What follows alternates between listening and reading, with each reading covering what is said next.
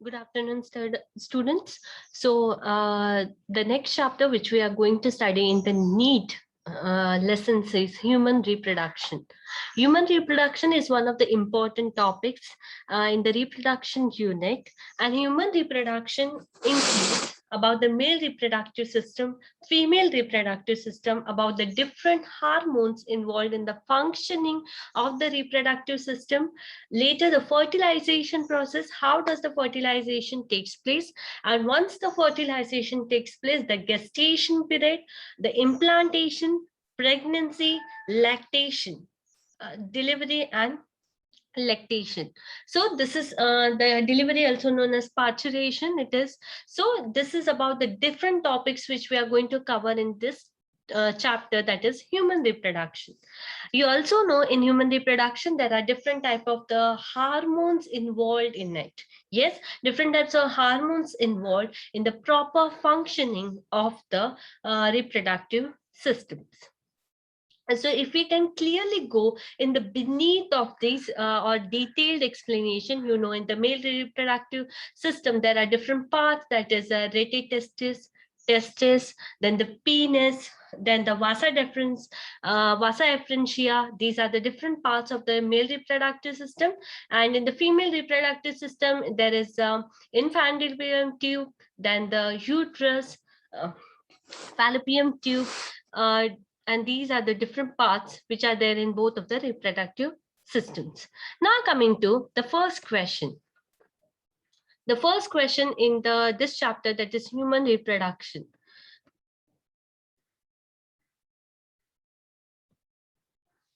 The first question is, Sertoli cells are regulated by the pituitary hormone known as Sertoli cells. You all know. What is the Sertoli cells? Sertoli cells are nothing but those cells which provide nourishment to the growing sperms or the developing sperms. Yes, you all know that Sertoli cells are those cells which provide nourishment to the developing sperms or the spermatids. Now, how endosperm tissue or the tapetum provides nourishment to the pollen grains or the endosperm tissue to the developing embryo, in the similar way, Sertoli cells are those cells which provide nutrition or nourishment to the developing spermatids or developing sperms. Now, these Sertoli cells are controlled or regulated by some of the pituitary hormone. One of the pituitary hormone, pituitary gland which produces hormone, the pituitary hormone which are produced by the pituitary gland. So one of these hormone regulates the Sertoli cells. Okay, one of these hormone regulates the Sertoli cells. So some of these options are option 1 FSH, option 2 GH, option 3 prolactin, and option D LH. First one, FSH, that is a follicular stimulating hormone, one of the pituitary hormone. It is growth hormone, another pituitary hormone, prolactin and luteinizing hormone. So these are the 4 different types of the hormones, and one among them regulates the Sertoli cells. Now, which is it? The answer is FSH, that is follicular stimulating hormone. The follicular stimulating hormone is one of those hormones which stimulates the Sertoli cells of the testis. Yes, it is present. These Sertoli cells are present in the testis, provide nourishment to the developing sperms. Yes, provide the nourishment to the developing sperms.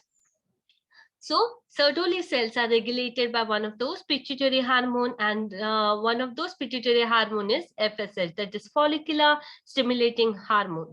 Sertoli cell also secretes a hormone called as inhibin, which suppresses FSH synthesis. So Sertoli cells also produces one kind of a hormone which stops or suppresses the synthesis of this hormone, that is follicular stimulating hormone. So the one hormone which is regulated by the pituitary one cell which is regulated by the pituitary hormone is nothing but FSH. The answer is A. Withdrawal of the question 2.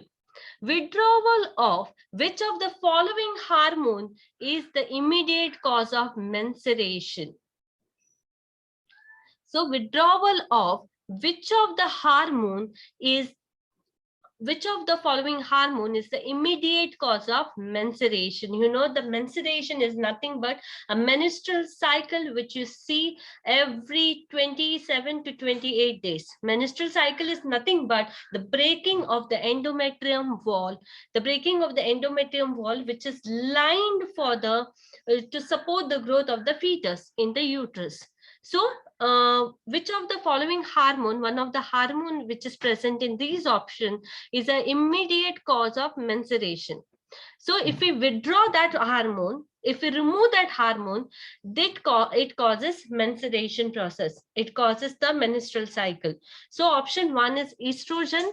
You know, it's one of the hormone which helps in the which also helps in the part of the menstrual cycle. You have seen, if you have understood and known the menstrual cycle or the different phases of the menstrual cycle, you must have come across this hormone, that is estrogen.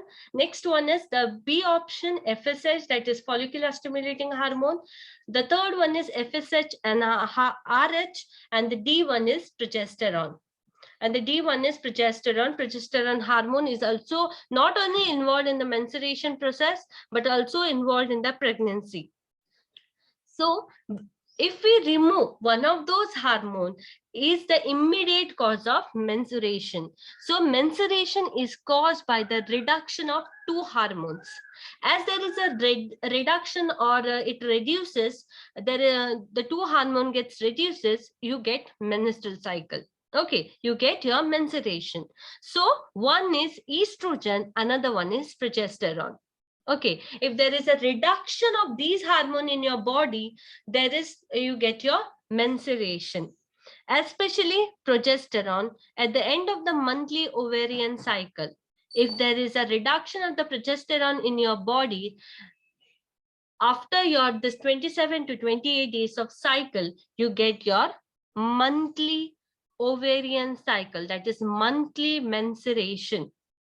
Hence, the withdrawal of the progesterone hormone will cause the immediate menstruation in your body, immediate menstruation in a female body. So if there is a reduction of the hormone progesterone, see, if there is a reduction in estrogen and progesterone also, there is a menstruation, but the more effective is progesterone. If you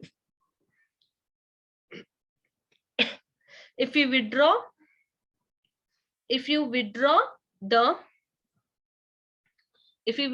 progesterone from, or there is a reduction in the progesterone, you get your menstrual cycle.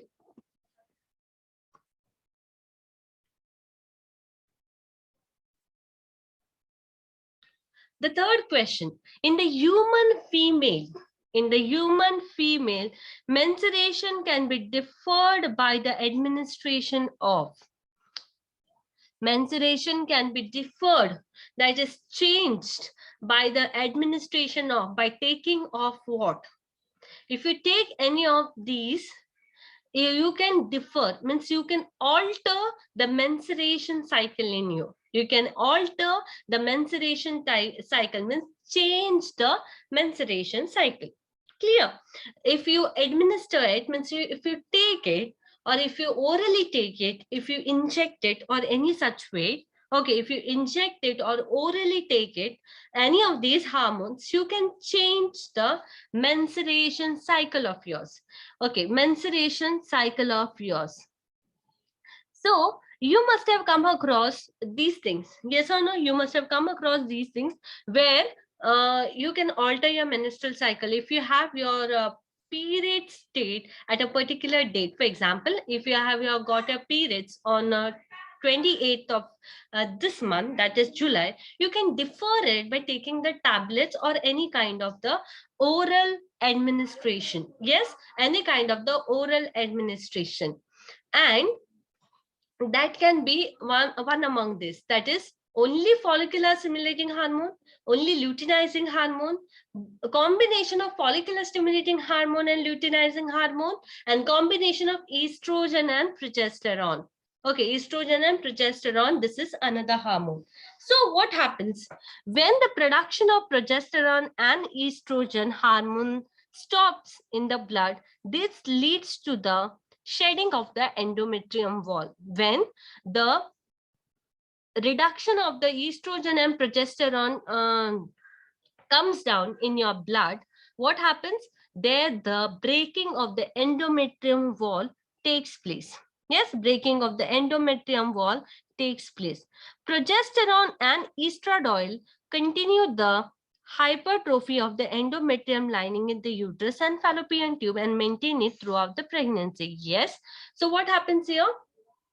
The progesterone which is present there helps in the maintaining the lining, that is the endometrium wall, during the pregnancy. Means it doesn't allow it to break. Okay, because in the pregnancy it is needed, right? Endometrium wall is needed. Why it is needed, students? Because the endometrium wall holds the growing fetus. Yes, the endometrium wall holds the growing fetus. Progesterone is necessary for the proper implantation of the fetus. Yes, once the fertilization takes place, that is the fusion of the male and the female gamete, a zygote is formed. The zygote has to go and implant, properly been situated in the uterus of the female. Okay, the process of the zygote moving into the uterus. Yes, the process of zygote moving into the uterus and placing itself there is nothing but called as implantation. It's nothing but called as implantation. So progesterone is also needed for the movement of the the zygote to go and implant is, or the embryo to go and implant itself in the uterus. Okay, so progesterone is one of the important hormone. Progesterone is one of the important hormone. The supply of the estrogen and progesterone, the menstruation can be deferred. If there is a reduction or it can be increased in the body or in the blood of the female, you can defer the menstruation cycle in the woman. Yes, you can defer the menstruation cycle in the woman.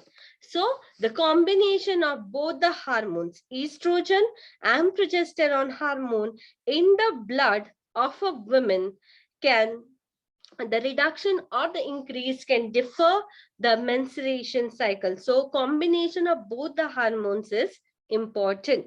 Combination of estrogen and progesterone is important. Why? Because the reduction in the reduction or the production of the progesterone and estrogen stops when it stops in the blood. This leads to the menstruation cycle. So combination of both this estrogen and progesterone in the body is required so that the menstruation cycle can be deferred. Okay, can be deferred means can be altered or changed. Now coming to the fourth question. Select the correct statement. Select the correct statement. One among the first statement is FSH stimulates the Sertoli cells. FSH stimulates the Sertoli cells, which helps in spermiogenesis. LH triggers ovulation in ovary. LH and FSH decrease gradually during the follicular phase. LH triggers the secretion androgens from the Leydig cells. So there are four options, that is FSH, that is follicular stimulating hormone, stimulates the Sertoli cell, which helps in spermiogenesis. Spermiogenesis is nothing but the formation of sperms is known as that process. The formation of sperms from the spermatids is known as spermiogenesis. The luteinizing hormone triggers the ovulation in ovary, that is the formation of the ovary. LH, that is the luteinizing hormone, and FSH, follicular stimulating hormone, decreases gradually during the follicular phase, that is in the menstrual cycle, and the luteinizing hormone triggers secretion androgen from the Leydig cells. So there are these four statements. And among this we need to select the correct one. So LH is an luteinizing hormone produced by gonadotropic cells. So LH is a luteinizing hormone which stimulates or balances, which stimulates the uh, balances during this menstrual phase or during the pregnancy. It plays an important role in puberty, menstruation, and fertility. So, luteinizing hormone is important during all the periods, that is in the puberty period, menstruation, and fertility, that is during the fertilization process.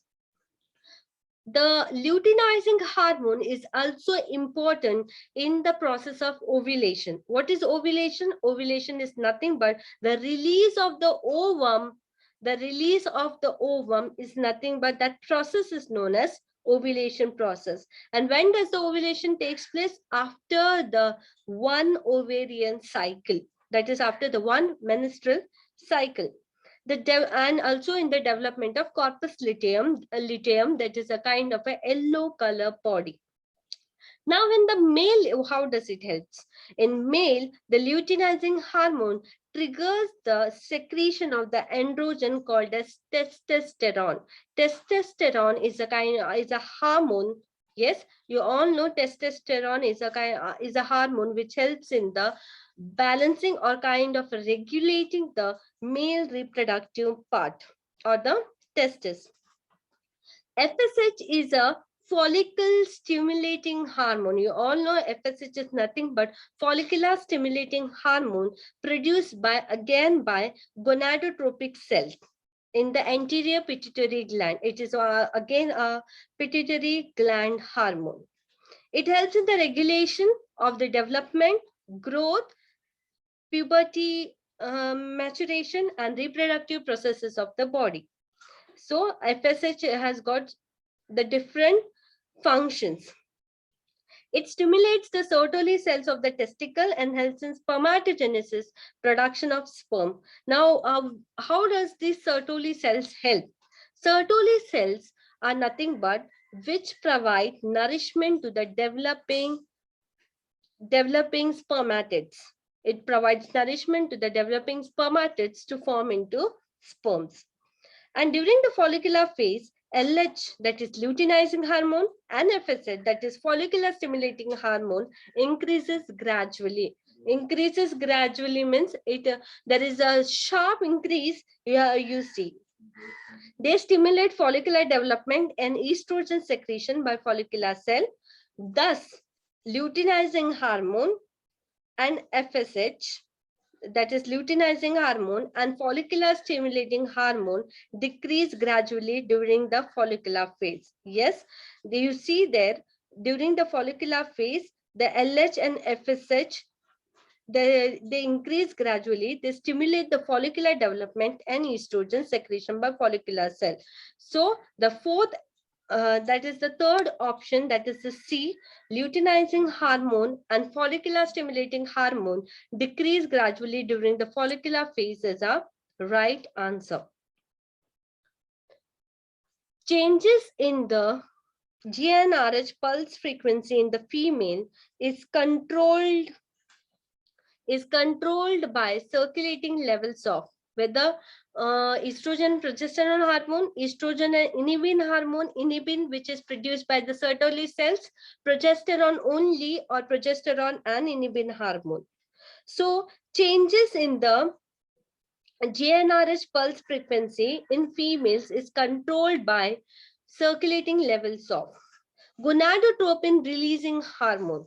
So, you know, gonadotropin releasing hormone is produced by the hypothalamus, which produces the hormones. The part which produces the hormones in the body, that is the hypothalamus. It stimulates the pituitary gland to produce luteinizing hormone and follicle stimulating hormone. Yes, it produces luteinizing hormone and follicle stimulating hormone. So here, if there is a increase in gonadotropin releasing hormone secretion, there is a progesterone also decreases the gonadotropin releasing hormone secretion at the level of hypothalamus. If there is a change in the gonadotropin releasing hormone pulse frequency in females, it is controlled by the circulating levels of estrogen and progesterone. So the changes in the gonadotropin releasing pulse frequency in the females is controlled by the levels of estrogen and progesterone. It is controlled by estrogen and progesterone.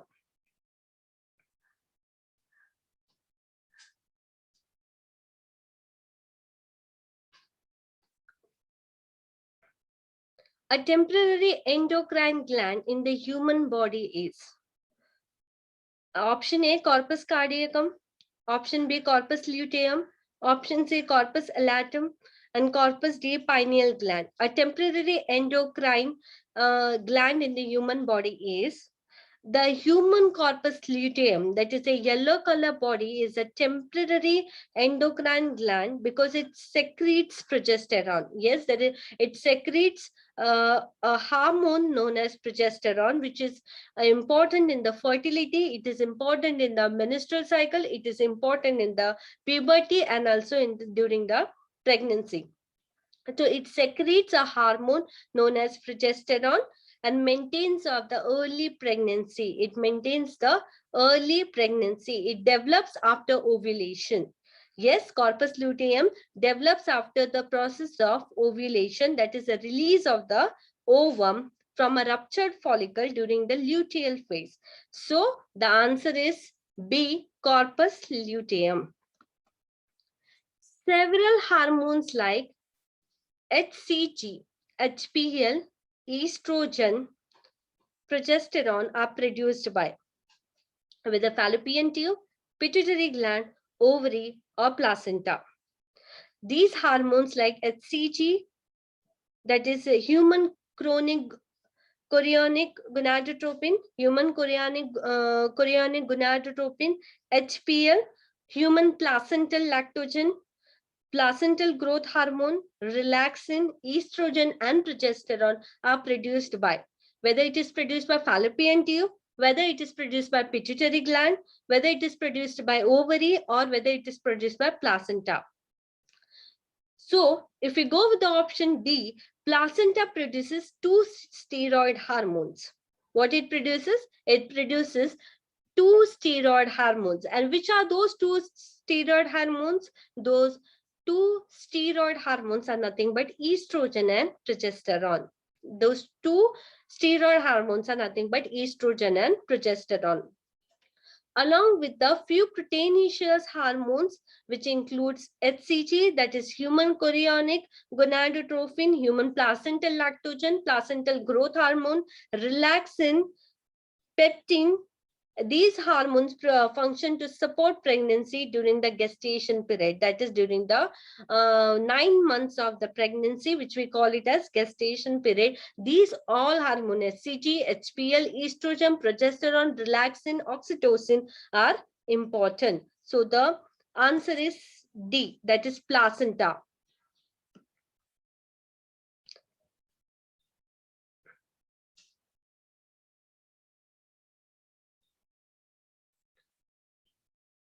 Capacitation occurs in which of the following, which of those following parts capacitation occurs in? Whether it occurs in epididymis, in vas deferens, female reproductive tract, or rete testis. You know, epididymis, vas deferens, and rete testis you find it in the male reproductive part.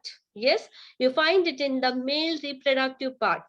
Whereas the female reproductive tract, you know, it is found in the female reproductive part. The phenomena of sperm activation by which the sperm develops